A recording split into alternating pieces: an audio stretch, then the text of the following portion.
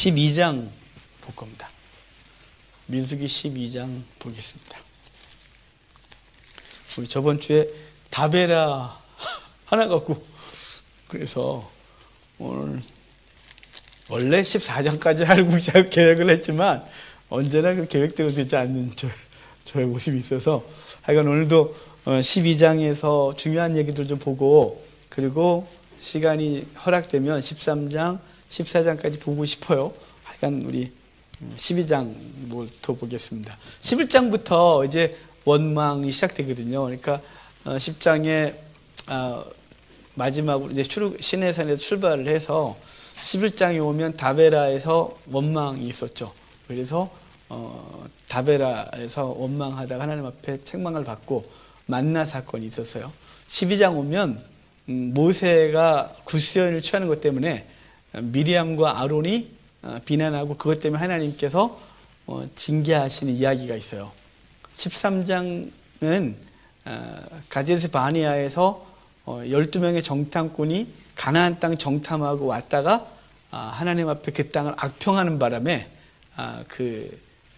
40년 징계를 받고 14장에 징계 받으면서 그들이 하나님 허락하지 않았는데 우리가 가서 취하겠나이다 올라갔다가 호르마까지 밀리는 정말 전투에서 패하는 일이 벌어지는 이야기가 14장이에요. 오늘 하여간 이 부분을 할 수 있는 만큼 최선을 다해서 하겠습니다. 자, 12장 봅시다. 모세가 구스 여자를 취하였더니 그 구스 여자를 취하였으므로 미리암과 아론이 모세를 비방하니라. 이거는 잘 몰라요. 왜 모세가 구스 여자를 취했는지를 정확하게 아는 게 없어요. 뭐 여러 가지 추측들을 합니다. 그런데 이제 모세 부인이 시보라잖아요. 좀 세신 아내라서 그 시보라가 호렙산에 모세가 도착했을 때 시내 광야에 도착했을 때 장인어른과 함께 그 가족이 왔다가 안 따라왔다는 것 같아요. 그래서 모세가 재혼을 했을 거라는 추측이 있고 옆에 있는데도 또 다른 여인을 취했다 이런 소리도 있는데 그건 잘 모르겠어요. 하여간 몰라요. 사실은 왜 구스 여인을 취했는지에 대한 정확한 배경 얘기가 없고 중요한 건 모세가 구스 여인을 취한 것이 객관적으로 뭔가가 문제가 있다는 거죠. 모세가 민족의 지도자로서 구스 여인을 취하여 아내를 삼는 것은 아론과 미리암이 보기에 잘못한 거예요. 이방 여인과 결혼했잖아 라는 것에 대해서는 이렇게 그게 큰일일까 싶기도 한데 왜냐하면 모세 부인 시보라도 이미 미디안 여자였고 그리고 이미 율법이 주어졌는데 왜 그 이후로 이방 여인을 취했냐라고 하면 또 그 말도 맞는 것 같고 하여간 이래저래 문제가 심각했어요. 그래서 모세와 모세를 아론과 미리암이 구스 여인을 취한 것 때문에 비난을 해요. 거기 2절 보면 그들이 이르되 그죠? 이제 아론과 미리암이 이르되 여호와께서 모세와만 말씀하셨냐 우리와도 말씀하지 아니하셨느냐 하매 여호와께서 이 말을 들으셨다 그래요.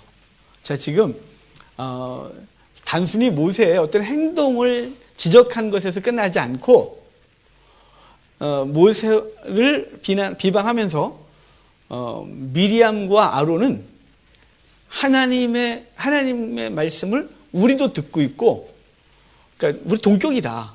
근데 뭐 니만 그러냐. 그래서 마치 하나님의 말씀으로 책망을 하듯이 그러고 있는 거죠. 그래서 그들이 함부로 말하기를 우리도 하나님의 말씀을 듣는다는 거예요. 모세하고만 하냐? 우리와도 말씀하지 아니하시냐? 라고 했다는 거죠. 하나님은 모세하고 이제 저 뒤에 가면 난 얘하고 대면하여 말해.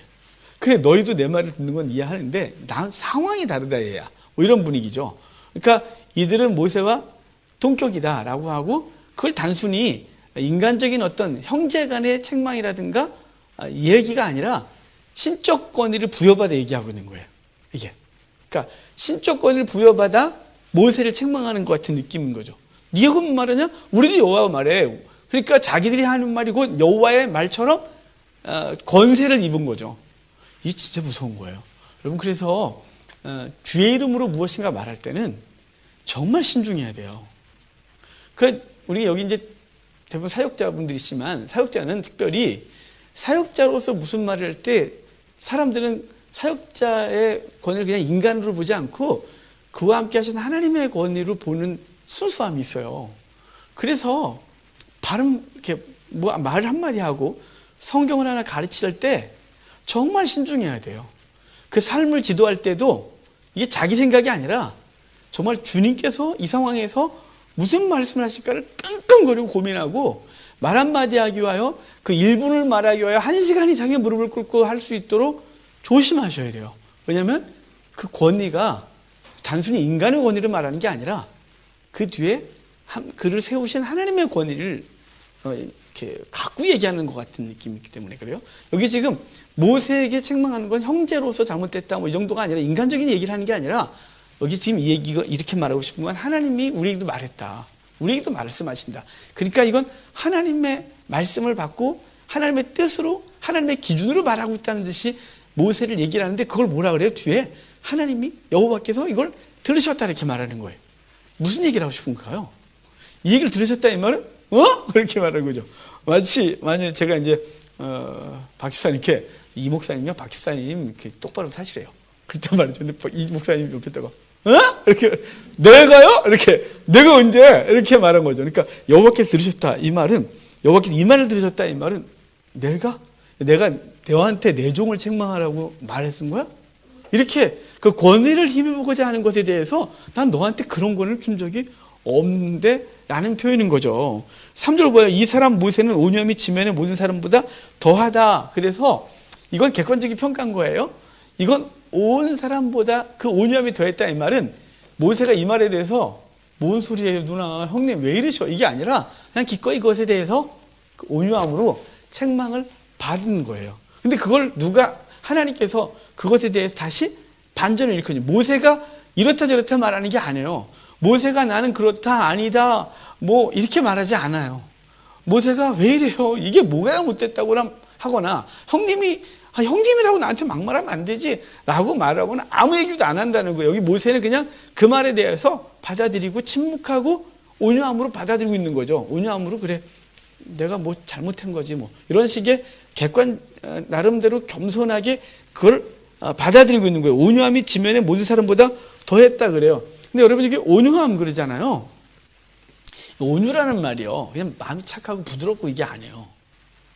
부드러운 게 아니라 온유라는 의미가 뭐냐면 야생마가 길들여진 상태를 온유라 그래요.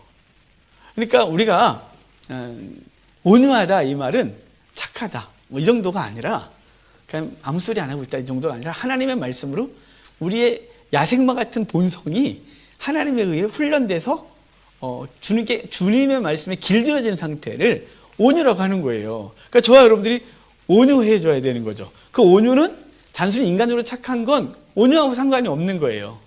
그 인간의 기준으로 해서 참 부드럽다, 사람이 착해 이런 거고 온유란 비록 때로는 거친 소리를 할 수도 있고 때로는 사람의 기준에 맞지 않을 수 있는데 그게 뭘까요? 훈련된 상태거든요.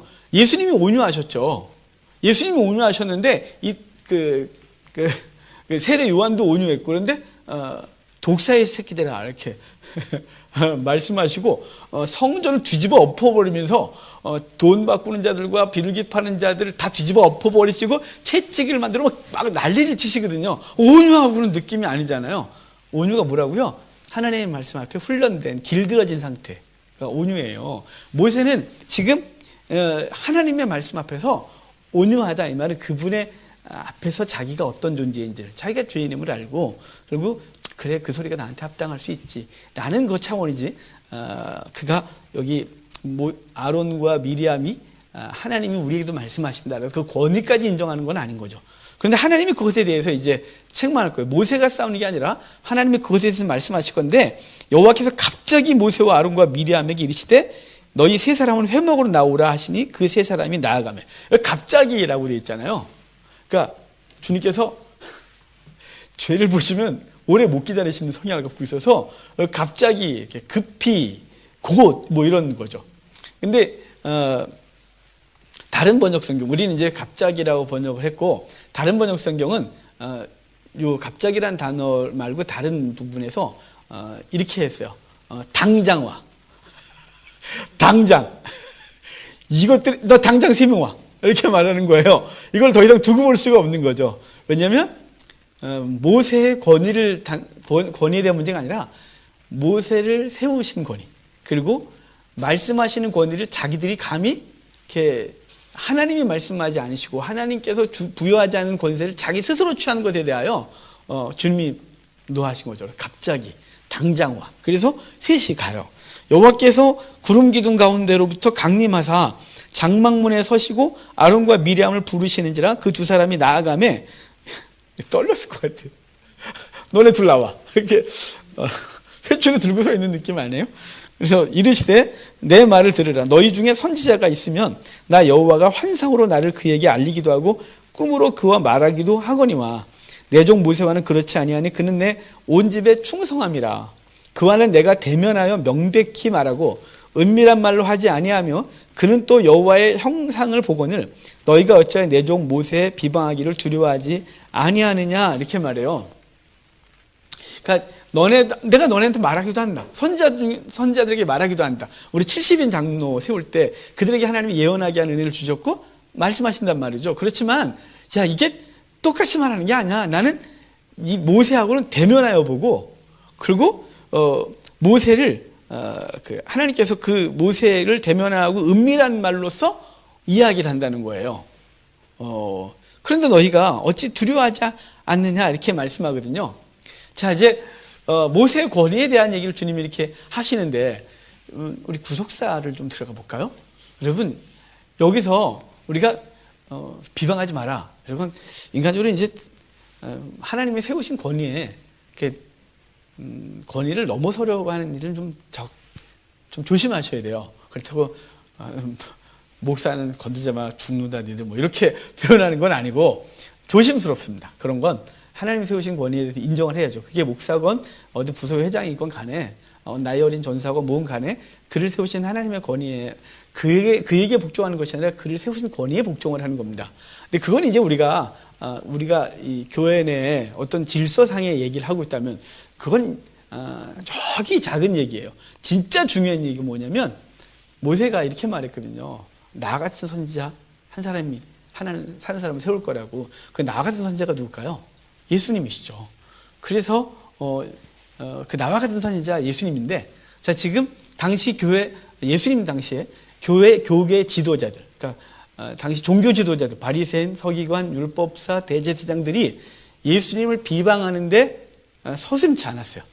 자기들이 받은 인간적으로 세워진 권위, 그리고 하나님께 세우신 사두개파의 그 아론의 집계자손들에게 주신 권위, 뭐 등등의 권위를 가지고 예수님을 비난하기를 두려워하지 않았어요. 그런데 주님께서 이렇게 말하는 거죠. 온 집에 충성된 자 누굴까요? 바로 주님이시죠. 이 구약의 예수님의 예표 모세가 온 집에 충성된 자였고, 그리고 내가 하나님의 사람들에게 때로 말하고 뭐 당시에 세례 요한에게도 말씀하시고 등등도 말하지만 이 예수님은 모세의 실체였던 예수님은 내가 대면하여 본다. 내가 은밀한 것을 말한다. 근데 너희가 감히 비방하기를 멈추지 아니하는구나 라고 볼 수 있는 것이에요. 그러므로 예수님을 비방하는 것은 두려워하지 않는 당시 종교 지도자들은 바로 이런 대우를 받아야 되는 것이죠. 아론과 미리암이 받을 대우를 받을 것이에요. 그리고 잠시 그들은 여기 우리가 이제 앞으로 봐야 되겠지만 그 미리암이 일주일 동안 문둥병이 임해서 진 바깥에 있다가 들어오게 되죠. 예수님을 비방했던 당시 유대는 예수님을 비방하고 십자가 못 박으면서 그 죄를 우리와 우리 후손에게 돌리소서라고 하면서 그들은 문둥병자 취급을 당하죠. 온 세계 열방에게 유대인은 문둥병자 취급을 당하고 진 밖으로 밀려나는 듯한. 그래서 이방인의 수가 찰 때까지 유대인이 잠시 버림을 받았다가 그들이 하나님께서 다시 찾아 들어오실 걸 말씀하시는 거죠. 7이 갖고 있는 안전수예요. 그래서 버림받아 다시 들어오게 되는 이것을 예표하고 있는 놀라운 이야기다 이 말이에요. 그러므로 예수 그리스도의 권위에 도전을 하거나 비방을 하는 모든 것들에 대해서 하나님은 책망을 하시고 그들을 문둥병자처럼 잠시 버리나 결국은 완전히 버린 것이 아니라 다시 돌아오게 될 것에 대한 그림자로서 이야기를 해주는 것으로 보는 것이 우리 구속사적 관점에서 볼 수 있는 놀라운 은혜다 이 말입니다. 그러니까 우리가 단순히 교회 지도자들에게 너무 대항하지 마라 뭐 이 정도 갖고 할 얘기가 아니에요. 그거는 하나님이 세우신 권위이긴 하나 그 권위가 바르지 않을 때는 때로는 우리가 인격적으로 또 바른 말을 할 수 있습니다. 비록 함부로 막 하고 쌍소리 하면서 멱살질 하면서 유의가 안 해요. 그런 건 안 하셔야 돼요. 그리고 우리 목사들도 성도들이 무슨 말을 쓰기 바르면 언제나 손들 준비해야 돼요. 잘못했습니다. 미안합니다. 이 자세가 서로 안 되면 이게 하나님 보시기에 아름답지가 않아요. 우리 한국교회가 왜 이렇게 된다요? 왜? 우리는 하나님 아래서 그분의 다스림을 받는 존재가 되어야 되는데 그분의 다스림을 받는 존재가 아니 우리 다. 우리는 자기 생각으로 판단하고 정죄하고 그러는데 너무 빨라요. 그리고 우리 목사들은 언제부턴가 목사라는 타이틀을 받고 좀 시간이 지나면 우리가 하나님 말씀을 결정하고 판단하고 이런 존재가 되는 거죠. 그래서 누구의 말도 들으려고 하지 않아요. 이게 열려있질 않은 거예요. 그러니까 뭐 하나요? 싸우는 거죠. 교회에서 목사파, 장로파 나눠 싸우고 그리고 그 싸움이 계속 길어지면서 하나님의 영광은 땅에 떨어지고 그리고 주변에 연약한 사람들은 하나님을 멀리 떠나버리고 그리고 자기의 권세만 세우고 있으면서 교회는 힘을 자꾸 잃어가는 거예요. 교회 내에서 누구만 존귀해야 되냐면 예수 그리스도가 존귀하게 대우받고 그분의 말씀 앞에 우리는 훈련되어야 되는 거죠. 그래서 목사나 장로나 집사나 누구나 상관없이 하나님의 말씀 앞에 동일하게 다스림을 받아야 되는 거죠. 그리고 그럴 때 하나님이 세우신 권위가 참 권위로서의 역할을 할 수 있는데 이게 목사라는 타이틀을 받고 나면 그 더 이상은 누구도 자기를 타치하지 못하는 이상한 현실이 벌어지는 거예요. 그래서 여러분 진짜 무서운 그 갈등이 어디서 진짜 말도 안 되는 갈등들 절대 타협이 없는 갈등은 정말 우리 목사들이 제가 창피하지만 우리 목사 세계에서 벌어져요. 세상 사람들 그러거든요. 소주 한 잔 먹으면 된다고. 그래서 오죽하면 목사들도 술 먹어야 된다 그럴까요? 술 먹고 뚝뚝 털어 이래야 된다 그럴까요? 우리 술도 안 먹어요. 우리 정신이 완전히 박혔거든요. 그런데 거기에 뭐가 있을까요? 하나님의 말씀을 자기가 평가하고 자기 기준에 맞는 것을 딱 잡아서 서로 싸우는데 너무 힘을 다해 싸워요. 그래서 이렇게 협력하거나 서로 그 사람의 권위 아래 좀 내려가 주거나 뭐 이런 게 없는 거예요. 여러분 그냥 겸손해야 되는 거거든요.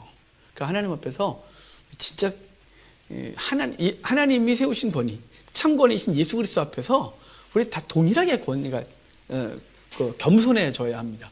그 겸손한 용어가 험블 그러거든요. 근데 이거 이런 얘기 네가 영어도 못하는 게 아니죠. 그냥 그 험블의 그 앞에 흉 또 험 이렇게 HUM 그런데 이게 흙이에요. 흙. 그러니까 그 험블이 그 땅으로 이렇게 내려가는 흙의 험블이 PL이 투곡을 해갖고 이렇게 밑으로 내려가는 의미가 있는 거예요. 그러니까 우리는 다 땅바닥으로 흙으로 와서 흙으로 돌아간다. 뭐 이 정도 표현이 아니라 땅바닥으로 내려가는 존재인 거예요. 근데 우리 겸손히 하나님이 제일 좋아하시는데 우리 겸손하지 않아요. 저부터도 마찬가지죠. 끊임없이 하나님 말씀 앞에 우리가 복종하고 그래야 그리스도만이 존귀하게 되는데 그러니까 권위에 복종하지 않는 우리의 모습은 목사는 철저히 하나님 앞에 복종하고 성도들도 말씀 앞에 복종해야 이게 다 동일하게 화평하고 바른 교회가 될 수 있습니다. 그러니까 여기 모세를 비방하기를 두려워하지 않느냐. 그래서 진노하시고 그래서 구름이 장막에 떠났고 미리암은 이제 문둥병에 걸리죠. 13절 봐요.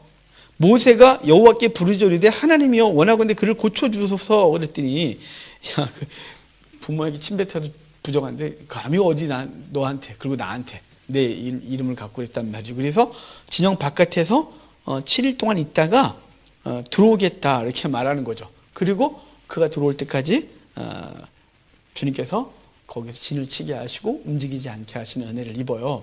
그러니까 오늘 모세가 구수연을 취한 것 때문에 생겼던 사건을 통해서 일단 모세의 권위를 세우시는 것으로 본문의 표면적인 모습이 드러난다면, 이걸 통해서 말씀하시고 싶은 건 그리스도의 권위를 비방하거나 그러면 안 된다는 거죠. 우리도 말씀을 갖고 있다.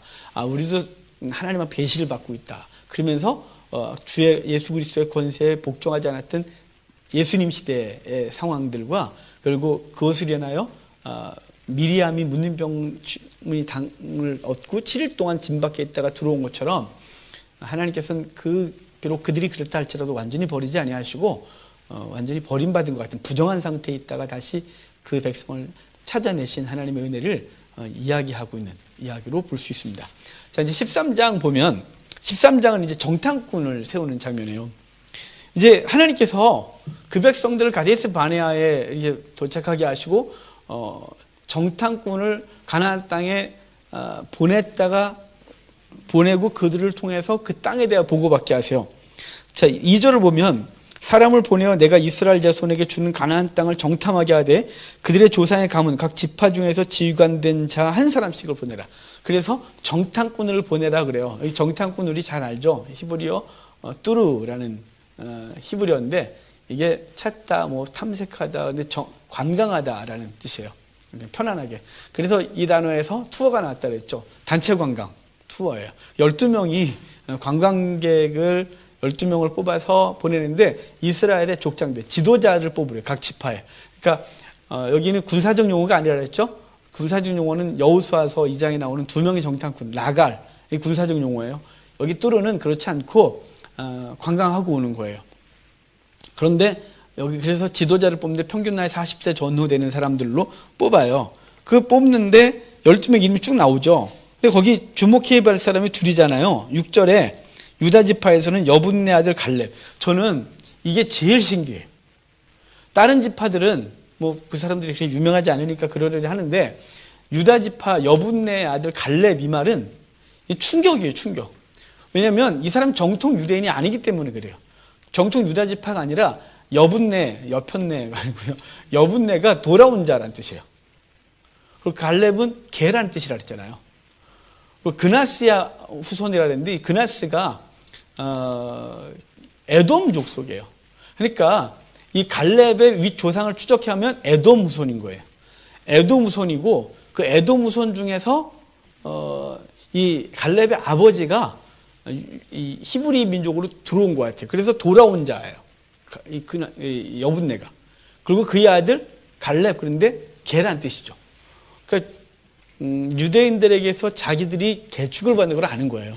그러니까 부정한 존재. 에돔이 이제 에서의 후손이면서, 그러니까 그런 개념으로 지어진 이름인데, 유다 지파를 대표하는 사람이 이방인이었다는 거죠. 유일하게. 다른 건 다 자기네 지파 개념이고. 그 다음에 우리가 주목할 이름이 16절이에요. 16절에 이는 모세가 땅을 정탐하러 보낸 자들의 이름이라 모세가 눈의 아들 호세아를 여호수아라 불렀다 그랬죠. 그 앞에 저기 여호수아 에브라임 지파 봤어야 되는데 8절에 에브라임 지파에서는 눈의 아들 호세아라 그래요. 호세아인데 12명 쫙 부르고 나서 그 12명의 이름을 바꿔줬다고 안 하고 한 사람만 이름을 바꿔줬어요. 호세아 이름을 여호수아라고 바꿔줬대요. 그럼 호세아하고 여호수아 이름의 뜻이 뭐냐? 비록 어근이 같아서 의미가 같아요. 근데 약간의 다르죠. 호세아는 구원자라는 뜻이에요. 호세아는 그냥 구원자예요. 근데 여호수아는 여호와가 붙어 있거든요. 여호와는 구원자시다 라는 뜻인 거예요. 그러니까 호세아는 그냥 구원자인데 그의 이름 앞에 여호와를 붙여주심으로 여호와는 구원자시다 라는 이름으로 바뀌는 거죠. 이게 뭔가를 예고하고 있겠죠. 후에 나중에 이스라엘 백성들을 가나안 땅에 데리고 들어가는 사람이 여호수아인 거죠. 여호수아. 그래서 여호와는 구원자시다 라는 그 이름이 성취가 되어져요. 단순히 구원자가 아니라 여호와는 구원자시다. 그가 그 백성을 이끌고 들어갈 거지만 네가 한 것이 아니라 누가라고요? 여호와께서 구원자시다라고 해서 여호와가 그 백성을 구원하시는 것에 대하여 거기 아예 처음에 부름받을 때부터 예고하고 있다는 거죠. 여호수아로.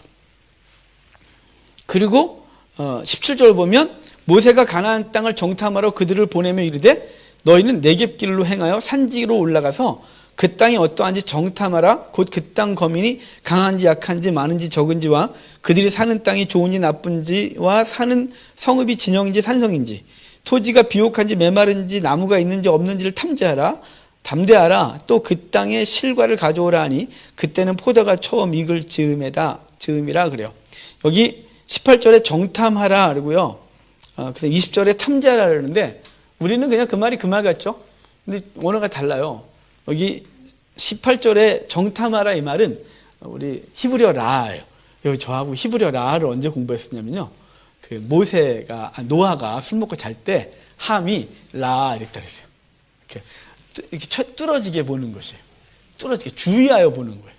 그리고 이렇게 주의하여 보는 걸 라라 그래요. 그러니까 그 땅에 대하여 주의하여 보라는 거예요. 자세히. 그러니까 단순히 후딱 갔다 오는 게 아니라 그냥 아무 생각 없이 떠들다가 12명의 정탐꾼들이 막 떠들다가 제가 이제 사람들 데리고 이제 거기 이렇게 성경의 땅들을 모시고 가면 정말 그 땅이 공부하고 싶어서 오신 분들의 자세와 크리스찬 분의 자세가 틀려요. 그러니까 이제 저하고 같이 간 사람이 공부하고 그다음에 그게 가고 싶어서 막 진짜 빚 내고 막 해갖고 가신 분들이니까 얼마나 사모함이 커요. 그런데 저도 이제 일반 팀들하고 갈 때가 있지 않겠어요? 우리 노예에서 갈 때가 있었고 그다음에 이제 여행사와 이제 껴서 갈 때가 있었어요. 그러면요 자세가 달라요.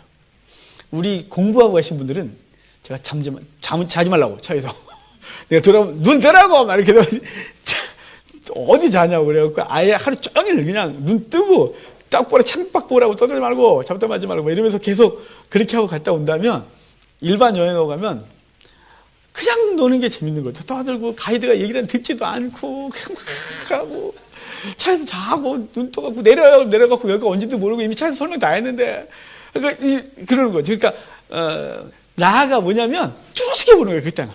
그러니까 정탐하러 보내놓고 그 땅을 쭉 뚫어지게 보래요. 자세히 보래요. 그래서 어떻게 보라고요? 그 땅이 어떠한지 정탐하라. 라 여기 18절이.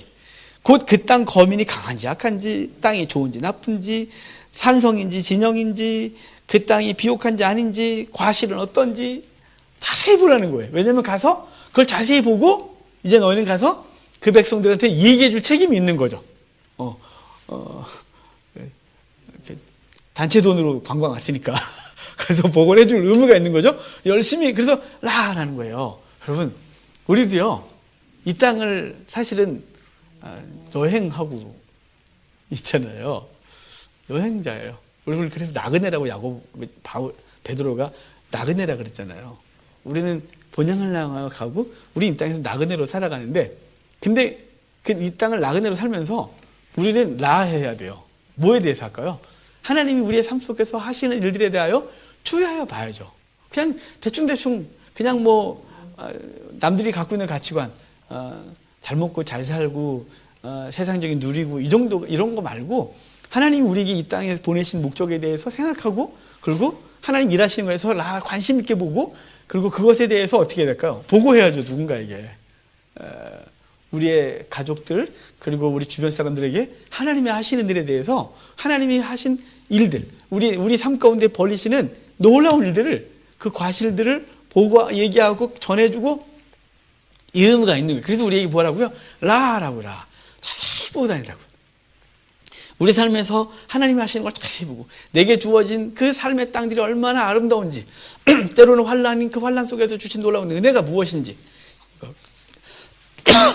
코로나 아니에요. 기침만 하면 코로나 되고 그러니까 여기 그래서 정탐하는데 관광하는데 자세히 보래요.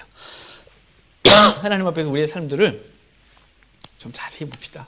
그냥 떠들다가 갑자기 닥치는 어려움 이게 아니라 왜 이래 이게 아니라 하나님 앞에서 그 사람들을 자세히 봅시다. 그러고 나서 이제 그 포도 20절을 보면 그 실과를 가져오라고 하고 그때는 포도가 처음 익을 즈음이라 그래요. 포도가 처음 익을 즈음이 여름이에요. 여름. 포도가 봄에 익진 않죠. 포도가 가을에 익지는 않습니다. 포도가 여름부터 익습니다. 그래서 이때가 어떠냐면 가나안 땅이 과실이 풍성할 때인 거예요. 이미 이 포도가 며칠 포도를 거둘 때가 되면 이미 그 땅에 곡물들은 추수해서 풍성하고, 그리고 그 땅에 그 이스라엘 진영 안으로 양떼들, 염소떼들이 쫙 들어가서 이것저것에서 그 풍성한 가축떼들을 보게 되고, 그리고 과일 나올마다 과일들이 주렁주렁 열려 있는 거예요. 모든 과일들이 다. 이제 포도부터 무화과부터 따긴 하지만 무화과도 사실은 3월, 4월, 3, 4월쯤에 파기란 열매가 맺히고, 그리고 그 이후에 여름에 이제 무화과가 본격적으로 맛있는 무화과가 열리기 시작해요. 그때부터 모든 나무마다 과일이 풍성하고, 짐승 가축들은 그 가나안 땅에 들어와서 광야에 살던 것들이 들어와서 거기서 막 퍼져서 먹고 있고, 그 풍요로움을 보게 하는 것이죠. 그 풍요로움을 보게 하셔요. 그들은 비록 나그네라서 그 풍요는 자기 것들이 아니지만 그 땅을 보게 하시고, 그걸 뭘 갖고 오래요? 과일을 갖고 오래요. 그 땅 과실을 갖고 와서 그걸 보게 해야 되겠죠. 그래서 그들이 23절을 보면 또 에스겔 골짜기 아니고요. 에스골 골짜기인데, 이 에스골이 갖고 있는 뜻이 송이라는 뜻이에요. 포도송이. 에스골 골짜기는 포도가 많은 골짜기인 거죠. 이러러 거기서 포도송이가 달린 가지를 베어 둘이 막대기에 꿰어매고 또 석류와 무화과를 따니라. 이게 오해하지 말아야 돼요. 한 송이를 둘이서 갖고 왔다, 이게 아니라 포도송이가 열려있는 가지를 꺾어서 거기 해서 들고 왔다는 뜻이에요. 비록 우리나라 포도하고 크게 다르긴 합니다만, 가끔 그쪽 가나안 땅에서 생산된 포도송이를 가끔 엄청난 큰 포도송이를 카메라로 찍어서 올리는 분들이 있는데요. 포도송이가 이따만 하더라고요, 이렇게 하나가. 진짜 크긴 해요. 며칠을 먹어도 될 것 같은. 그러니까 주렁주렁 맺고, 그 다음에 여기 석류, 무화과 등등을 갖고 왔어요. 그걸 갖고 온 걸 왜 갖고 온 걸까요? 그 땅이 얼마나 좋은지를, 그 땅이 얼마나 풍요로운지를 보여주려고 했죠. 그리고 그것을 갖고 와서 보고를 하는데, 거기 27절 볼까요? 모세에게 말하 이르되 당신이 우리를 보낸 땅에 간즉 과연 그 땅에 젖과 꿀이 흐르는데 이것은 그 땅의 과일이니라. 젖과 꿀이 흐른다 그러잖아요. 이 젖과 꿀이 흐른다, 이 말을 상징적으로 보면 안 돼요. 이걸 상징적으로 보시는 분들이 계시거든요. 여러분, 진짜 그 땅은 젖과 꿀이 흘러요. 진짜 흘러요. 젖과 꿀이, 젖은 그 가축대를 통해서 흐르는 생산되는 걸 말하고, 꿀은 당연히 그 땅이 꿀이 많죠. 벌꿀이 아니고 그 땅에 과실이 풍성함으로 당연히 벌들이 많고, 그래서 생산하는 꿀들이 있고, 진짜 그 땅은 풍요로워요. 정말 풍요로워요. 그러니까 젖과 꿀이 흐르는 그 땅을 보게 하시는 거 정말입니다, 정말. 이들이 상징적으로 했을까요? 아니, 실제라니까요. 실제 젖과 꿀이 흘러요. 그 땅의 과일이 얼마나 맛있게요. 유럽의 과일을 이스라엘이 많이 수출해요. 유럽 과일은 이스라엘에서 생산된 걸 무지하게 수입해 가요. 자기네 먹고 남는 걸 무지하게 수출하거든요. 그 땅이 좋아요. 고대 때는 더 좋았을 거라고 보여지거든요, 지금보다. 그러나 그 땅 거주민은 강하고 성읍은 견고하고 심이 클 뿐 아니라 거기 안악 자손을 보았다. 아말렉은 남방 땅에 거주하고 헤딘과 여부스인과 아모리는 산지에 거주하고 가나안은 해변과 요단가에 거주하더이다, 이렇게 말해요. 그러니까 말씀하신 대로 젖과 꿀이라는 게 맞습니다. 하지만 그 땅의 거민은 강합니다. 그러니까 그걸 얻으려면 저놈들과 싸워 이겨야 되는데, 이건 말도 안 됩니다. 나는 이 주신 건 땅이 그 좋은 건 맞는데 저기 들어가려면 목숨 걸고 싸워야 되는데 이거는 아니죠, 이렇게 말하는 거예요. 여러분, 우리는 그냥 뭐든지 거저 얻으려고 하는 경향이 있거든요. 하나님의 복을 그냥 근데 싸워서 얻어내는 것에 대해서 우리 약해요. 출애굽기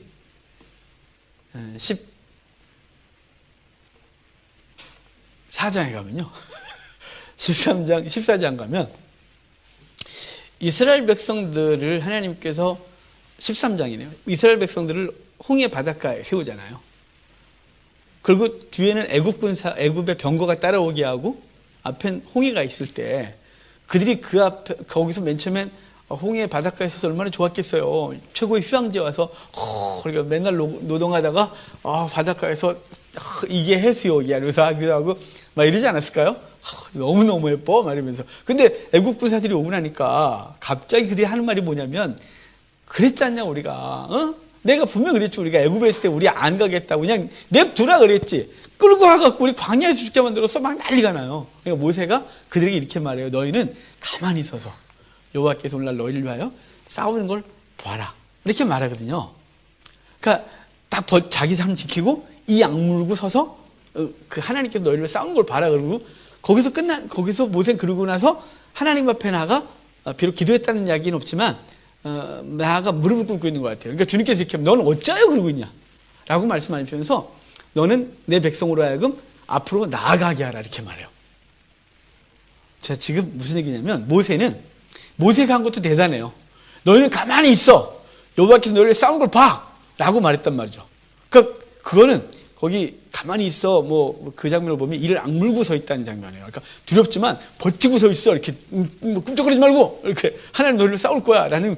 근데 모세도 두려웠던 것 같아요. 그러니까 하나님 앞에 가서 그러니까 모세가 하나님께서 너는 왜 그러고 있어? 내 백성으로 앞으로 나아가게 해요. 앞에 뭐가 있어요? 홍해가 있다니까요. 차라리 애국 군사가 날 수도 있어요. 홍해 가면 다 빠져 죽는 거 아니겠어요? 나아가래요. 그리고 결국은 모세가 지팡이를 가리켜 바다를 가리키고 하나님께서 그걸 여시는 장면이 있어요. 그러니까 하나님께서 우리에게 때로는 요구하시는 게 있단 말이죠. 그러니까 우리에게 가나안 땅을 허락하시지만 그 가나안 땅에 들어갈 때 뭘 요구하나요? 믿음을요. 그 대적을 향하여 나아가는 믿음을 요구하시는데 그 하나님께서 주신 가나안 땅을 알면서도 뭐 때문에 주저하냐면 대적이 보여서 뒤돌아서는 거예요. 그들이 홍해 앞에 섰을 때도 돌아서려고 그랬었는데 여기도 마찬가지죠. 이들은 항상 이랬어요. 여기도 마찬가지로 그 땅을 그렇게 좋았는데 그 땅이 좋다고 말하면서 그러나 거기 안악 자손이 있고 거기 거친 백성들이 있나이다 라고 말해서 들어가지 않겠다는 거죠. 그게 이제 우리가 갖고 있는 믿음인 거죠. 연약한 우리들이 마치 구원받은 주님께서 와서 구해달라고 그러고 구해주려고 그러면 바로가 일을 되게 시키니까 난리가 나고 이동하다 문제가 생기면 원망을 하고 홍해 앞에서 원망을 하고 항상 문제 생길 때마다 문제를 향하여 하나님을 믿고 나아가지 못하고 돌이키는 짓을 자꾸 하는 거예요. 우리도 그러한 거죠. 근데 여기 가데스 바네에서 또 이 짓을 하고 있는 거죠. 맞아요. 적과 꿀의 땅이 진짜 맞는데 거기 대적이 있나이다 이렇게 말하는 거예요. 우리가 하나님께서 우리를 향한 하나님의 놀라운 계획을 우리가 아멘으로 믿어요. 하나님께서 우리에게 가장 좋은 곳으로 만족시켜 준다는 걸 우리가 아멘하거든요. 그래놓고 앞으로 나가지 못해요. 왜냐하면 나가다가 부딪히는 문제 앞에서 그를 믿음으로 나아가지 않고 우리는 인간적인 생각으로 뒤로 빽하죠. 하나님 이런 게 아니죠. 좋은 곳을 예비하셨다면서요. 가장 좋은 곳을 준다며요. 이게 아니죠. 라고 해서 그냥 하나님이 주신다고 했으면 난 아무것도 안 하고 그냥 턱턱턱 주면 좋겠는데 그게 아니라 하나님 우리에게 나름의 믿음을 그 수준에서의 행위를 요구하셔요. 그러니까 가나안 땅을 보게 하셨고 좋은 걸 보고 가면 되는데 이들의 눈에 뭐가 보이냐면 안악 자손이 보이는 거죠. 라하라 그랬는데 좋은 땅만 보고 라하 했으면 좋을 걸 그것보다 더 크게 보이는 게 세상 것이었어요. 강한 적들이죠. 그것 때문에 주저앉아 있는 거예요. 그래서 우리는 우리의 시선을 누구에게 두나요? 하나님께 두죠. 하나님께 둘 수 있는 유일한 방법은 뭔지 아십니까? 근데 우리 너무 잘 알아요. 하나님께 눈 두면 된다는 걸. 그런데요, 하나님께 눈을 두고 살 수 있는 유일한 방법은 뭐냐면 그분과 가까이 하는 걸 자주 가야 돼요. 그래서 기도의 시간을 갖고 하나님 말씀 대하고 그분과 묵상하는 시간을 많이 가질수록 시선을 하나님께 두는데 그게 줄면 줄수록 우리의 시선이 어디 가냐면 세상의 라하예요. 세상 걸 자꾸 보게 되는 거죠. 세상과 지금. 그러니까 우리의 눈엔 하나님보다 이게 더 커 보이는 거예요. 그래서 믿음으로 나아가지 못하고 주저앉거나 빽하거나 여기 이제 악평하죠.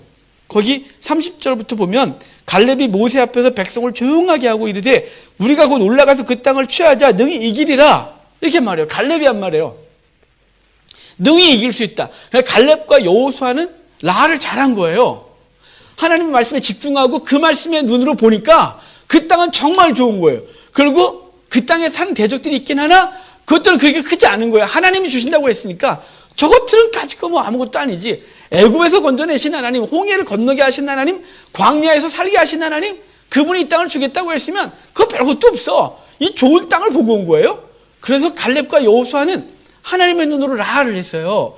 그런 나머지 10명은 하나님의 은혜의 눈이, 믿음의 눈이 아니라 인간적인 눈으로 다른 걸 자꾸 세상 것에 거인 족속에게 집중하면서 하나님 주신 놀라운 것들이 너무 작아 보이는 거죠.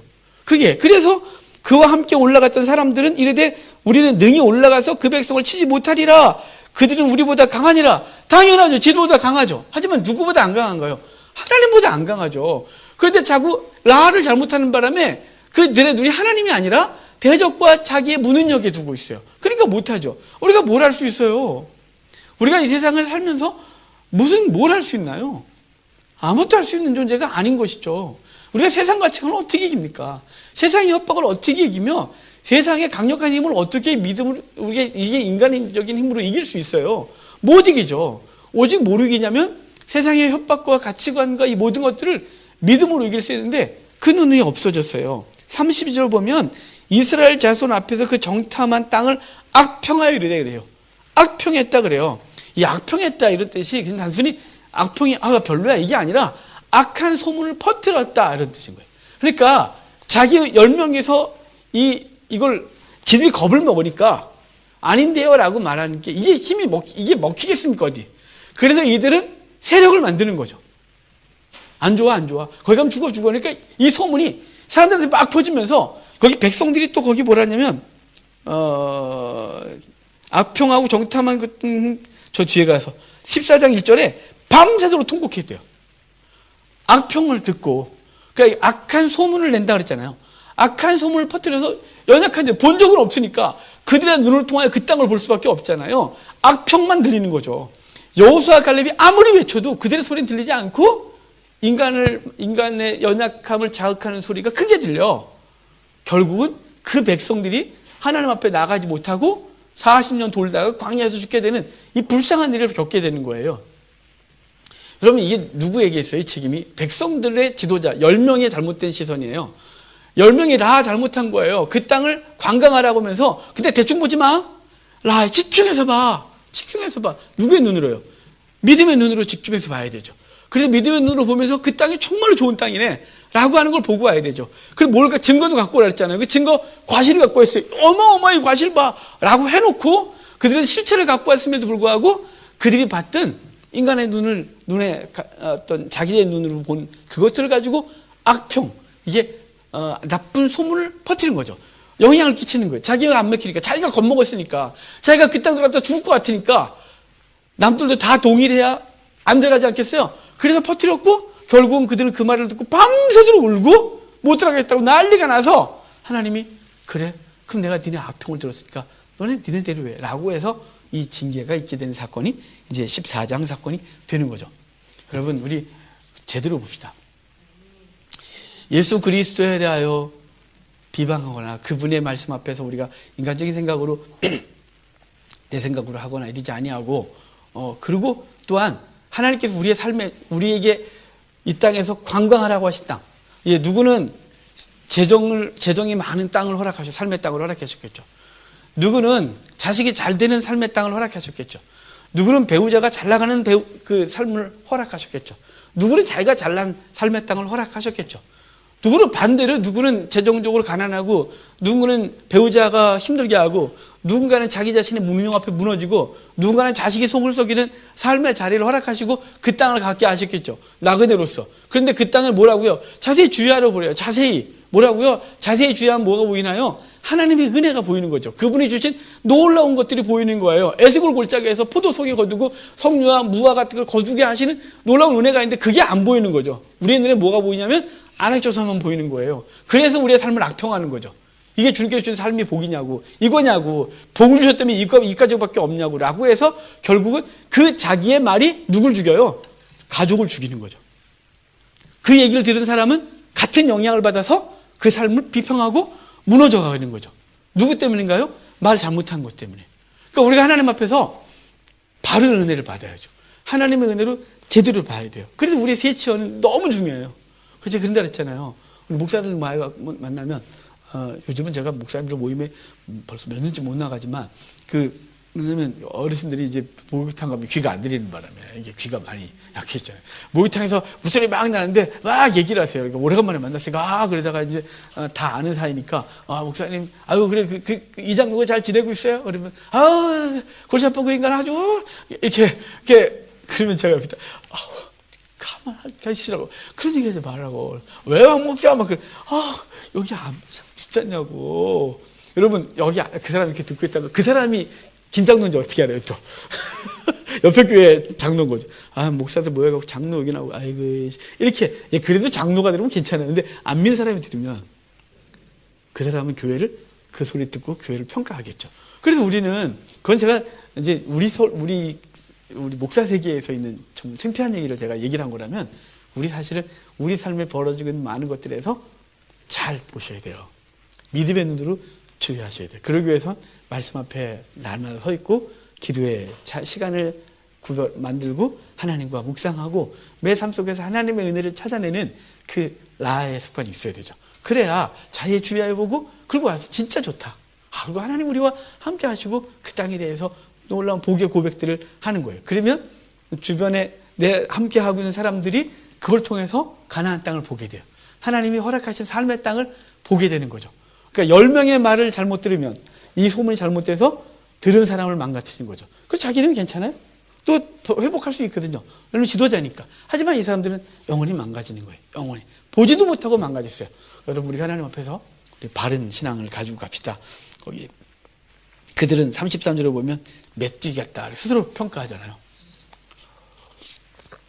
하나님 없이 놀라운 삶을 그렇게 악평을 하고 땅을 악평하고 삶을 메뚜기라고 평가하고 그래서 결국은 메뚜기가 밟히듯이 광야에서 밟히다가 걸 텐데요. 우리 14장도 할 얘기가 참 많은데 요거는 다음 주로 넘어가고 오늘 12장, 13장 보면서 주신 은혜를 생각하고 기도하고 돌아가겠습니다. 기도합시다.